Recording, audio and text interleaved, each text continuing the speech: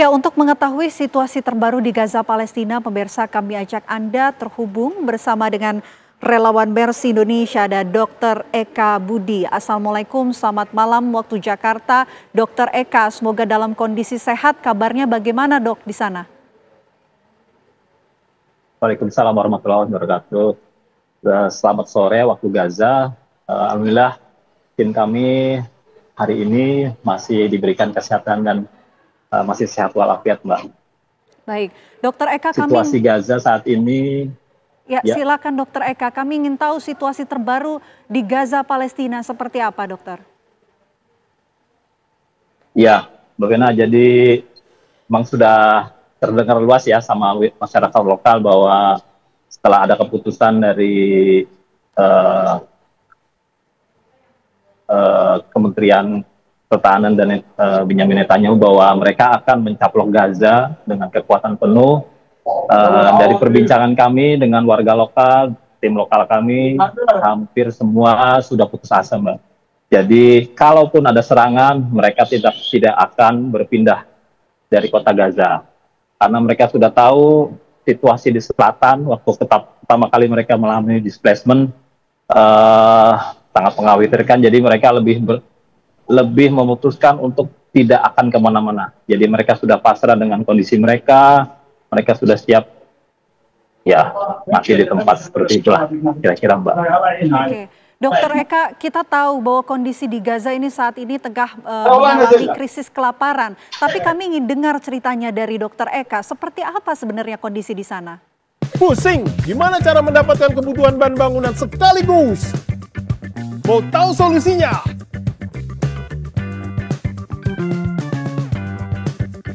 Ayo ke Depo Bangunan. Depo Bangunan dapat memenuhi semua kebutuhan bahan bangunan Anda. Ada lebih dari 100.000 produk pilihan bahan bangunan mulai dari flooring, paint and sundries, sanitary and plumbing, electrical, builders hardware, houseware and kitchen, tools and hobbies. Wih, lengkap ya, harganya bersaing. Ya, selain hemat, belanja di sini ada tambahan keuntungan. Ikut program belanja berhadiah 16 miliar Depo Bangunan.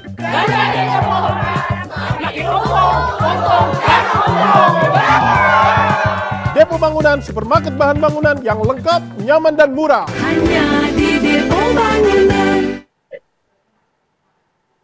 Ya, Mbak, jadi mengenai kondisi krisis pangan itu memang benar terjadi gitu, Mbak ya. Tiap hari warga berjuang mencari makan ya gitu. Mereka pergi ke tempat-tempat yang organisasi yang memberikan bantuan hot meals atau memberikan bantuan paket pangan, tapi tetap jumlah yang tersedia pun juga tidak mencukupi. Sehingga makanya sebagian besar warga Gaza mencari bantuan ke perbatasan. Ada 5 titik kalau nggak salah ya, ada di Zikin, Netzarim, kemudian di Rafah, Mirat. Bantuan-bantuan yang diperbolehkan masuk ya mereka mencari sampai ke sana. Tapi tidak semua warga Gaza akan sampai ke sana gitu. Dan kalaupun sampai ke sana, resikonya juga cukup besar karena begitu truk bantuan masuk, itu hanya diberikan waktu sekitar 5 menit. Mereka silahkan mengambil, lebih dari itu dianggap melanggar, kemudian mereka akan ditembaki dan dibom seperti itu. Jadi benar-benar kesulitan. Seperti yang saya alami, kalau seandainya semua penyembuhan lukanya tidak baik gitu, sehingga bahkan kadang kalau untuk persiapan operasi kami harus menyiapkan 2-3 kantong darah gitu ya, karena begitu pemeriksaan darah kandungan hemoglobin mereka di bawah 8 semua. Dan itu tidak ideal untuk operasi karena biasanya operasi itu kan pasti akan ada perdarahan banyak dan segala macam, dan itu tentu tidak ideal. Sehingga seperti itulah kekurangan kronis yang terjadi di Gaza. Bahkan laporan dari teman kami yang satu tim dengan kami karena dia bertugas di Rumah Sakit Halo di sekitar kurang lebih kira-kira 700 meter dari Rumah Sakit Sifa, banyak bayi yang lahir dengan kondisi cacat kongenital gitu, dan sudah dipastikan cacat kongenital ini memang karena kekurangan gizi gitu, seperti misalnya asam folat, dan kecukupan gizi tentu sangat-sangat kurang gitu, Mbak. Oke, sejauh ini penanganan untuk pasien ataupun warga Gaza yang luka, korban-korban di sana, dan juga obat-obatan bagaimana, dokter? Ya, kalau untuk penanganan luka, ya bisa dibilang hampir tidak ada henti-hentinya, Mbak ya. Mungkin sempat ada ya jeda sedikit, kemudian nanti akan ada lagi gitu. Entah karena itu tadi warga mencari makan gitu ya, mencari mungkin sisa-sisa makanan yang ada di rumah mereka, tapi karena rumah mereka sudah masuk daerah red zone, nah itu jadi alasan kemudian pihak penjajah Israel menembak mereka, membom mereka gitu. Bahkan tadi yang seperti saya bilang, di perbatasan yang di titik-titik tempat bantuan itu masuk, mereka hanya diberi waktu 5 menit, lebih dari 5 menit dibom, ditembak, karena dianggap sudah melanggar, seperti itu. Sedangkan suplai logistik untuk medis ya semakin hari semakin menipis, bahkan dengan sangat tidak tega kami misalnya harus menjahit ya luka-luka kecil gitu ya, itu tanpa obat anestesi gitu. Jadi benar-benar langsung tusuk gitu. Tentu ya menjerit-jerit ya buat anak-anak gitu. Buat orang dewasa yang mungkin masih bisa ada yang bisa menahan, cuma bisa dibayangkan menjahit luka tanpa pemberian obat anestesi lokal gitu. Oke, Bahkan kasa steril saja kita sudah harus berhemat-hemat gitu, Mbak. Gitu kondisinya. Oke, kalau pendekatan medis yang dilakukan dokter di sana, apa yang dilakukan? Ya, untuk pendekatan medis, ya kami berkolaborasi ya dengan tim medis lokal gitu ya. Karena ini tetap rumah mereka, ada keterbatasan ya masalah etika dan legal formal gitu ya. Jadi kita hanya berkolaborasi apa yang bisa kita bantu, misalnya mereka udah kelelahan, kita naik jadi operator operasi gitu. Selama ini ya mungkin masih bisa jadi asisten, kemudian memberikan pengalaman kami yang mungkin mereka nggak punya gitu tentang penanganan pasien gitu ya.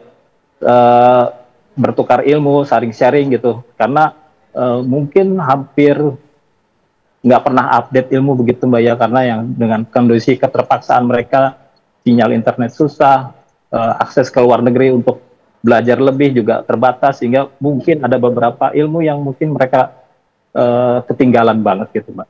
Oke, selama dokter Eka berada di sana, dok, hal apa yang paling sulit untuk kemudian dilakukan, dokter?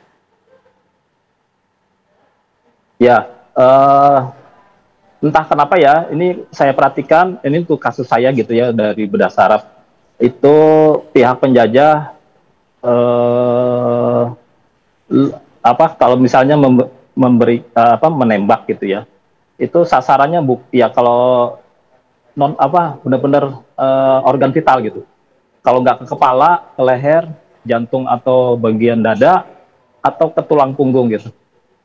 Jadi bisa dibayangkan gitu ya, kalau seandainya kena ke otak itu, ya kalau memang selamat pasti cacat. Kalau ke jantung atau ini, ya bisa aja kemungkinan langsung meninggal seketika ya gitu. Tapi kalau ke tulang belakang, ke sumsum tulang belakang, itu udah pasti akan cacat. Banyak pasien-pasien kami, ya terutama yang dari Bedah Saraf itu spinal cord injury, cedera sumsum tulang belakang. Itu bahkan sampai 1 bulan lebih gitu menunggu di rumah sakit, karena rumah sakit rehabilitasi itu penuh, sehingga mereka terpaksa kita rawat dulu sampai kondisi rumah sakit rehab medik itu kosong. Nah ini jadi beban rumah sakit juga gitu, dan hampir mungkin ya 70% pasien-pasien yang kami tangani itu semua dengan kondisi seperti itu, cacat 4 anggota tubuh, tidak bisa bergerak, sangat-sangat butuh bantuan orang, sehingga akan sangat-sangat kesulitan untuk masa depan mereka. Oke, seperti baik. itu, Mbak. Dokter Eka Budi, terima kasih sudah berbagi cerita di Apa Kabar Indonesia Malam. Tentu kami kirimkan doa untuk Dokter Eka dan juga seluruh warga Gaza Palestina di sana. Terima kasih dokter. Banyak, Selamat malam waktu Jakarta. Terima kasih banyak. Selamat malam.